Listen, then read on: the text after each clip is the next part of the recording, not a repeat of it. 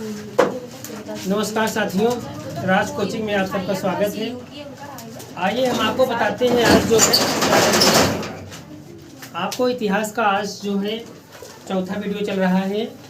आज हम आपको बताएंगे प्रागैतिहासिक काल। ठीक है, इसके पहले हम आपको इतिहास के विषय में कुछ बताए थे, जिसमें आपको बताए थे इतिहास जानने के क्या स्रोत हैं, कैसे हम आप इतिहास जानेंगे। उसमें आपको बताए थे जो पुरातात्विक स्रोत हैं, विदेशियों का भ्रमण है, तमाम प्रकार के जो धार्मिक पुस्तकें हैं, इन सबको हम बताए थे। इन सबको बताते हुए हम आपको आए थे, फिर इधर बताए थे जो यूरोपीय हमारे देश में आए, इनको बताए, फिर चीनी वाले आए और जो है अरब के लोग आए। सबका हम क्रम से बताते हुए सबके भी विषय में बताया। जैसे हमने आपको बताया था कि जिकोमेस्थनीज आया था, उसने क्या लिखा था, उसकी फेमस पुस्तक आपको बताए थे, इंडिका लिखा था, किसके शासनकाल में आया था, मैं आपको बताया थे चंद्रगुप्त मौर्य के। इसके बाद फिर और विदेशियों को बताते हुए हम आए थे, आपको फाहियान को बताए, वेनसांग को बताए, सुंगुन को बताए, इशिंग को बताए। इन सबको बताते हुए इन सब की फेमस पुस्तकों को आपको बताए, ये लोग क्या लिखे हैं, जो है हमें इतिहास की जानकारी मिलती है। उसके बाद हम आपको वेद में बताए थे, ऋग्वेद, सामवेद, यजुर्वेद, अथर्ववेद, इन सबके भी विषय में बताए थे। जो इनके पाठकर्ता होते हैं, जैसे ऋग्वेद है जिसका जो पाठकर्ता होता है इसे हम क्या कहते हैं, होता कहते हैं। सामवेद जो होता है इसको उद्गाता कहा जाता है। यजुर्वेद जो है गद्य पद दोनों में लिखा गया है, इसमें अधर्वी होते हैं और जो अंतिम है उसमें जो है ब्रह्म होते हैं। इसके जो है कहने का मतलब जो पाठकर्ता होते हैं इनको कहा जाता है। इन सबको बताते हुए हम आज आपको ले चलते हैं प्रागैतिहासिक काल में। ठीक है, बहुत विस्तार से आपको इसलिए नहीं बता रहे हैं कि बच्चों के सामने बीएड की एंट्रेंस परीक्षा है, ताकि हम प्राचीन भी बता दें, थोड़ा बहुत मध्यकाल और आधुनिक बता दें, ताकि आप लोगों को हो जाए। इसलिए आपको एकदम इम्पोर्टेंट चीज़ ही समझा रहे हैं। और इसके बाद आप लोग किताब से कुछ सहारा लेंगे, कुछ यहाँ पढ़ेंगे तो आपका क्लियर होता जाएगा। आइए देखिए प्रागैतिहासिक काल क्या है। देखिए प्रागैतिहासिक काल में जो होता है आद्य ऐतिहासिक, प्रागैतिहासिक काल, आद्य ऐतिहासिक काल और ऐतिहासिक काल होता है। ठीक है, जिसकी हमें कुछ जानकारी। प्रागैतिहासिक काल का मतलब होता है अर्थात इस काल के इतिहास पुरातात्विक साधनों पर निर्भर है, कोई लिखित प्रमाण साक्ष्य न हो। प्रागैतिहासिक काल का मतलब वो जिसको हमें कोई लिखित साक्ष्य प्राप्त न हो, कोई लिखित साक्ष्य प्राप्त ना हो, ये जो है प्रागैतिहासिक काल होता है, कुछ ना प्राप्त हो साक्ष्य। और आद्य ऐतिहासिक काल होता है वह जो लिखित साक्ष्य प्राप्त हो लेकिन पढ़ा ना जा सके, लिखा हो लेकिन पढ़ा ना जा सका हो, आद्य ऐतिहासिक काल हो गया। और ऐतिहासिक क्या है, जो पढ़ा जा सके, यानी अतीत की जो घटनाओं का वर्णन है उसे हम इतिहास कहते हैं। ठीक है, इन सबको जानते हुए आपको बताएंगे जो है रॉबर्ट ब्रूसफोर्ड एक व्यक्ति थे। रॉबर्ट ब्रूसफोर्ड जो है पहले व्यक्ति थे, 1863 में इन्होंने पुरातात्विक पूरा पाषाणकालीन उपकरण की खोज की। कौन? रॉबर्ट ब्रूसफोर्ड, ये जो है पूरा पाषाणकालीन उपकरण की खोज की कब? 1863 में। उस उपकरण का नाम क्या था? उस उपकरण का नाम था हैंडेक्स। ठीक है, हैंडेक्स या क्लीवर। कुछ विचारकों ने कहा कि यह हैंडेक्स था, कुछ लोगों ने कहा क्लीवर है।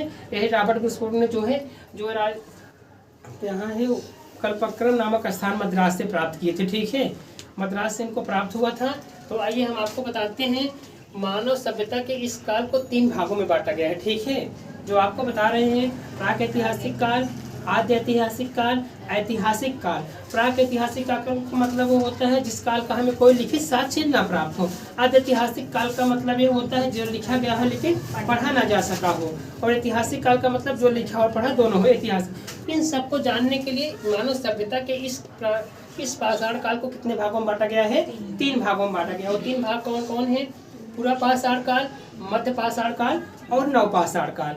आइए हम और आप देखते हैं पूरा पाषाण काल में जो है क्या हुआ, मध्य पाषाण काल में क्या और नवपाषाण काल में। देखिए पूरा पाषाण काल जो है इसमें हैंडेक्स और क्लीवर, स्क्रैपर आदि विशिष्ट उपकरण पर आधारित थे। पूरा पाषाण किस पर आधारित थे? हैंडेक्स और क्लीवर, ये उपकरण थे पूरा पाषाण काल के। ठीक है, इसको जो है कुछ विचारकों ने हैंडेक्स कहा, कुछ क्लीवर कहा। ये सब पूरा पाषाण काल उपकरण थे, विशेष उपकरण पर आधारित थे। ये कहाँ से प्राप्त हुए थे? नर्मदा घाटी या बेलन घाटी, जो कि ये जो है भोपाल के पास भीमबेटका नामक स्थान है, यहाँ से भी शैल चित्र प्राप्त हुए हैं। कभी कभी पूछता है भीमबेटका किसके लिए फेमस है? भीमबेटका जो है शैल चित्रों के लिए फेमस है। बस इतने जानिए, शैल चित्रों के लिए। जो शैल है, शैल मतलब क्या होता है? पत्थर या शिला होता है जो शिलाओं पे लिखे गए हो। ठीक है, शैल चित्र को मतलब बड़े बड़े शिलाओं पे इसे लिखा गया है। और भीमबेटका पूछता भी है। ये मध्य प्रदेश के रायसेन जिले में स्थित है। कहाँ है? भीमबेटका जो है मध्य प्रदेश के रायसेन जिले में स्थित है। इसमें शैल चित्र प्राप्त हुए हैं। ठीक है, ये जो है पूरा पाषाण काल के हैं। उस समय आपको बताया पूरा पाषाण में मानव को आपकी जानकारी हुई थी, लेकिन प्रयोग कब हुआ था? नवपाषाण काल में। और नवपाषाण काल में इनको जो है खेती का भी ज्ञान हो गया था, पहिए का आविष्कार हुआ था नवपाषाण काल में। कभी कभी पूछता है मानव द्वारा प्रयोग की गई सबसे पहली धातु क्या है? सबसे पहली धातु क्या है? तांबा है। ठीक है, हाँ, मानव द्वारा प्रयोग किया गया सबसे पहली धातु क्या है? तांबा है। कृषि के सर्वप्रथम साक्ष्य कहाँ से प्राप्त हुए हैं?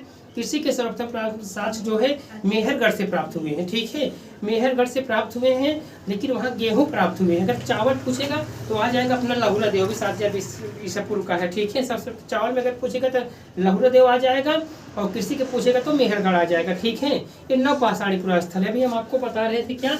पूरा पाषाण काल बता रहे थे। पूरा पाषाण में इंडेक्स है इसके उपकरण, कुछ लोग क्लीवर इसे कहते थे, स्कैपर आदि जो है विशिष्ट उपकरण है, और नर्मदा घाटी और बेरन घाटी से प्राप्त, समझिए मतलब, हाँ, पूरा पाषाण काल उपकरण वही था। मतलब पूरा पाषाण काल कहाँ से था? नर्मदा घाटी और बेलन घाटी में। भोपाल के पास भीमबेटका नामक स्थान है जो शैल चित्रों के लिए फेमस है। भोपाल में यानी भीमबेटका जो है शैल चित्रों के लिए फेमस है, मध्य प्रदेश के राजस्थान जिले में है। ठीक है, इसके बाद हम आते हैं मध्य पाषाण काल। ठीक है, मध्य पाषाण इस काल में प्रयुक्त होने वाले उपकरण बहुत छोटे थे।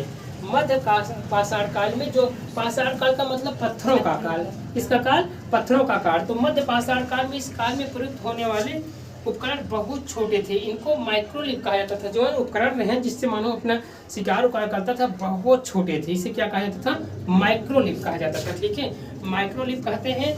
मध्य प्रदेश में आदमगढ़, राजस्थान में बागौर में पशुपालन के प्राचीनतम साक्ष्य मिले हैं। देखिए, मध्य प्रदेश का एक स्थान है आदमगढ़। ठीक है, मध्य प्रदेश के आदमगढ़ में, और राजस्थान बागौर, कभी कभी पूछता है बागौर कहाँ है? राजस्थान। और आदमगढ़ कहाँ है? आजमगढ़ नहीं, आदमगढ़ है। ठीक है, कहाँ है? मध्य प्रदेश से। यहाँ जो है पशुपालन के प्राचीनतम साक्ष्य मिले हैं। पशुपालन के प्राचीनतम साक्ष्य कहाँ मिले हैं? मध्य प्रदेश के आदमगढ़ और राजस्थान के बागौर से पशुपालन के प्राचीनतम साक्ष्य मिले हैं। अस्थिपंजर का सबसे पहला अवशेष उत्तर प्रदेश के प्रतापगढ़ में सरायनगर और महदार नामक स्थान से। देखिए, अस्थिपंजर, अस्थिपंजर मतलब हड्डी। ठीक है, हड्डी के जो अवशेष होते हैं इसको अस्थिपंजर कहा जाता है।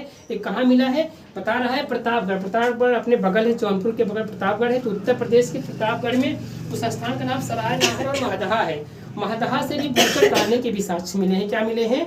बूचड़ खाने के साक्ष्य मिले हैं अपने यहाँ महदहा से। यानी प्रतापगढ़ जो हमारे बगल, जौनपुर के बगल प्रतापगढ़ है, ये समझ लीजिए, ये जो है मध्यपुरा पाषाण काल के यहाँ के उपकरण प्राप्त हुए। मध्य पाषाणी का स्थल है। ठीक है, यहाँ जो है प्राचीन हड्डी के उपकरण मिले हैं, बूचड़ खाले मिले हैं, ये सब मिले हैं। ठीक है, हुआ पूरा पाषाण काल। मत आइए हम नवपाषाण को देखते हैं। ठीक है, नवपाषाण काल उत्तर प्रदेश के टोंस नदी घाटी में सर्वप्रथम 1860 में लेनमे सूर्यन से प्राप्त, लेनमे सूर्यन थे 1800 जो है 60 में प्राप्त किए थे। ठीक है, 1860 में लेनमे सूर्यन का नाम था। और सबसे फेमस नवपाषाणिक स्थल क्या है? मेहरगढ़। मेहरगढ़ से क्वेश्चन पूछते हैं, मेहरगढ़ कहाँ है? मेहरगढ़ किस लिए प्रसिद्ध है? तो मेहरगढ़ जो है यहाँ से जो है कृषि के प्राचीनतम साक्ष्य। अभी हम आपको बताए थे इसके पहले कि ये कृषि के प्राचीनतम साक्ष्य अगर पूछेगा तो कहाँ से माना जाएगा? मेहरगढ़ से। कृषि के प्राचीनतम साक्ष्य मेहर कश्मीर घाटी में है। ठीक है, कश्मीर घाटी में है, यहाँ से कृषि के प्राचीनतम साक्ष्य मिले हैं। अगर चावल पूछेगा तो लहुरा देव आ जाएगा। ठीक है, अभी हाल ही ताज में प्राप्त हुआ है लहुरा देव से चावल के साक्ष्य। कृषि में पूछेगा तो मेहरगढ़, चावल पूछेगा तो लहुरा देव। सरायनगर भी है, लेकिन लहुरा देव सबसे अधिक है। ठीक है, हाँ, भूसी का साक्ष्य मिला था, वहाँ से मिला था, क्या कहते हैं, पंजाब नामक स्थान है, पंजाब नामक स्थान है, उसको हम याद नहीं आ रहे है, तो उसको बता देंगे, उसको याद नहीं आ रहा है, मिला है वहीं से, पंजाब के नाम याद नहीं है, बताएंगे उसको। देखिए, मेहरगढ़ में कृषि के प्राचीनतम साक्ष्य प्राप्त हुए हैं। ठीक है, अब ये बुर्जहोम भी पूछता है, बुर्जहोम से क्या मिला है? बुर्जहोम से जो मिला है मालिक के साथ कुत्ते दफनाने के साक्ष्य मिले हैं। ठीक है, बुर्जहोम है, और एक जो है गुप्तराल है। गुप्तराल का मतलब क्या है जानते हैं? एक जो है यहाँ से जो है गर्तावास मिला है। देखिए, बुर्जहोम से प्राप्त कब्रों में मालिक के साथ पालतू कुत्ते दफनाने के साक्ष्य पूछे। कभी कभी पूछता है बुर्जहोम से क्या प्राप्त हुआ है, तो मालिक के साथ कुत्ते दफनाने के साक्ष्य प्राप्त हुए हैं बुर्जहोम से। और मेहरगढ़ से कृषि के प्राचीनतम साक्ष्य मिले हैं। जब चावल पूछेगा तब हम लहुरा देव मारेंगे। ठीक है, नहीं तो मेहरगढ़। ठीक है, भीमबेटका जो है मध्य प्रदेश के भोपाल में, वही राजस्थान जिले में स्थित है। यह शैल चित्रों के लिए प्रसिद्ध है। भीमबेटका हो गया। ठीक है। गुपकराल जो है, गुपकराल का मतलब ये होता है माटी जो गड्ढे में घर बना के रहते थे, ठीक है, गड्ढे का आवास गुपकराल।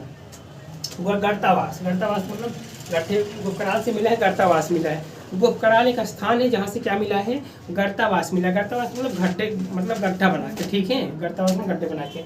अब आइए 3-4 हम लिखे हैं, जैसे भीमबेटका लिखे हैं, आदमगढ़ एवं बागोर लिखे हैं, बुरझमोम लिखे हैं, चिरांद लिखे हैं, पिकलीहर लिखे हैं, मेहरगढ़। ये सब किसके लिए फेमस है, यही पूछता है। 4 विकल्प देगा, एक आपको टिक मारना पड़ेगा, ठीक है। तो थोड़ा थोड़ा सा हम छांट के लिखे हैं, विस्तार से नहीं लिखे हैं, सबको विषय में थोड़ा थोड़ा बता देंगे, आपका क्लियर होता जाएगा, ठीक है। आइए आपको बताते हैं जैसे भीमबेटका। भीमबेटका बहुत पूछता है, यह मध्य प्रदेश के रायसेन जिले में स्थित है, शैल चित्रों के लिए फेमस है, बस इतना जानिए, ठीक है। शैल चित्रों जो शिलाओं पे, पत्थरों पे लिखा जाता है। इसके बाद आइए आदमगढ़ एवं बागौर। आदमगढ़ और बागौर ये भी मध्य प्रदेश में है, बागौर राजस्थान में है। यहाँ से जो है बागौर में मध्य पाषाणी का कौन स्थल है, यह पूछा, जैसे पूछ ले मेहरगढ़ कौन स्थल है, तो नव पाषाणी का स्थल है, ठीक है। और इधर जो का हुआ है मध्य है, ठीक है। हाँ, ये पूछा था कि कौन मध्य पाषाणी का स्थल है, कौन नव पाषाणी का स्थल है, कौन पूरा पाषाणी का स्थल है, ठीक है। तो मतलब आदमगढ़, हाँ आदमगढ़ राजस्थान, जो बागौर है क्या है, मध्य है, और जो मेहरगढ़ है क्या है, नव पाषाणी। देखिए ऊपर लिखे हैं नव पाषाणी का स्थल। 1-2 बार पढ़ेंगे, फिर किताब का सहारा से लेके पढ़ेंगे तो आपका क्लियर हो जाएगा, ठीक है। तो आदमगढ़ एवं बागौर मध्य प्रदेश के आदमगढ़ और राजस्थान में बागौर के मध्य पाषाणी स्थल है, जहाँ से पशुपालन के प्राचीनतम साक्ष्य मिले हैं, ठीक है। उसके बाद बुरझमोम एवं गुपकराल देखिए आ गया। कश्मीर नव पाषाणी पुरास्थल है, कश्मीर है नव पाषाणी का पुरास्थल, वही भी है क्या है, मेहरगढ़ है। गर्तावास कृषि के तथा पशुपालन के साक्ष्य मिले। गर्तावास मतलब गड्ढे का आवास, ठीक है, गड्ढे बना के रहते थे। गर्तावास का मतलब होता है मिट्टी के अंदर गड्ढे बना के रहते थे, यही गर्तावास होता है, ठीक है। उसके बाद कृषि के देखिए, जब मनुष्य पशुपालन में है तो इसका मतलब कृषि जरूर रही होगी। आप दूर से सोचिए, जहाँ पशु मिले हैं, गर्तावास मिले, एक मनुष्य का आवास मिला, तो इसका मतलब उसे एक पशु पालत रहा, वही खेती ज्ञान हो रहा होगा। यहाँ से मिला है बुरझमोम गुपकराल से। चिराद क्यों प्रसिद्ध है, चिराद बहुत पूछता है। चिराद जो है बिहार में है, कहाँ है, बिहार में, हड्डियों के लिए। देखिए बिहार से प्राप्त नव पाषाणिक स्थल है, जहाँ से प्रचुर मात्रा में हड्डी के उपकरण प्राप्त हुए हैं, ठीक है। चिराद कहाँ है, बिहार में। यहाँ से क्या प्राप्त हुआ है, हड्डी के उपकरण, बस इतना जानेंगे। चिराद जब आए तुरंत मार दीजिए कि यहाँ से क्या प्राप्त हुआ है, हड्डी के उपकरण। अब चिराद कहाँ है, उत्तर प्रदेश के सीतापुर में, बिहार में है, ठीक है। पिकलीहर एक स्थान है, ठीक है। पिकलीहर जो है ये कहाँ है, कर्नाटक में है, कहाँ है, कर्नाटक में स्थित है। यहाँ से शंख के ढेर प्राप्त हुए हैं, ढेर और निवास स्थान। शंख के ढेर कहाँ से मिले हैं, पिकलीहर, ठीक है, और निवास स्थान प्राप्त हुआ है। इसके बाद फिर आते हैं हम, मेहरगढ़ आ गया। मेहरगढ़ कहाँ है, बलूचिस्तान में, कहाँ है, बलूचिस्तान में स्थित नव पाषाणी पुरास्थल, जो इसके पहले हम आपको बता दिए थे कि नव पाषाणी पुरास्थल है। कृषि के प्राचीनतम साक्ष्य प्राप्त हुए हैं। होमो सेपियंस 40,000 वर्ष पूर्व जो है प्राप्त हुए मानव के जो है प्रजाति हैं, मतलब होमो सेपियंस सबसे विद्वान मानव थे, ये जो है 40,000 ईसा पूर्व प्राप्त हुए हैं। ये सब इतना होगा, ठीक है। इसके बाद हम आपको फिर बताते हैं, आपको बता दिए, कभी कभी पूछता आग का आविष्कार कब हुआ, मध्य पाषाण काल में हुआ था, लेकिन उपयोग कब हुआ, नव पाषाण काल में आपका अग्नि का आविष्कार हुआ, उसी समय खेती का ज्ञान हुआ। और कभी कभी पूछते हैं मानव द्वारा प्रयोग की गई सबसे पहली धातु क्या है, तांबा है, ठीक है। हाँ कौन, आग का आविष्कार पूरा पाषाण काल में हुआ, लेकिन उपयोग कब हो रहा है, नव पाषाण काल में। तो पता है पूरा पाषाण काल में हो रहा है, लेकिन उपयोग कब हुआ है, नव पाषाण काल में। और तांबा सबसे पहले प्राप्त मानव जो है इस धातु का प्रयोग करते थे, ठीक है। उसके बाद जो है कुल्हाड़ी थे मानव जो प्रयोग में लाए गए धातु में। इसके बाद जो हम इसको बताए थे ये है, और हाँ ऐसी सब है। इसके बाद देखिए फिर अगला आएगा सिंधु सभ्यता आएगा, तो उसको आज नहीं बताएंगे, ठीक है, उसको फिर हम अगले नेक्स्ट वीडियो में बताएंगे, ठीक है। हाँ इसके बाद देखिए आगे एक बार दोबारा आप किताब पढ़ेंगे तो आपको क्लियर हो जाएगा, ठीक है। हाँ तब अगले वीडियो मिलेंगे, फिर तब तक के लिए नमस्कार।